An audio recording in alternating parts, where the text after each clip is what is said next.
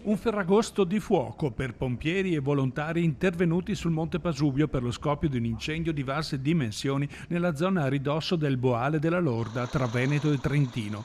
Spenti gli ultimi focolai che ancora fumavano nel comune di Valle del Pasubio, solo oggi l'area è stata ufficialmente messa in sicurezza.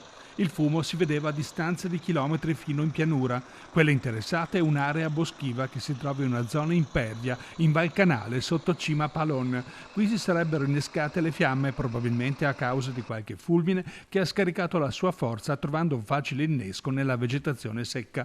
Un allarme specifico di questo tipo era stato diramato dalla Regione Veneto 2 giorni fa, in particolare per le province di Padova e Verona. L'incendio ha messo a dura prova gli uomini della Protezione Civile Pasubio Alto Vicentino, che hanno coadiuvato anche l'elicottero del 115 che prelevava l'acqua con Catino nella zona di Malgapra. L'operazione è stata coordinata dal COR, il centro operativo regionale, l'organo competente per queste eventualità. Fortunatamente tutto si è svolto in un'area lontana da insediamenti abitati.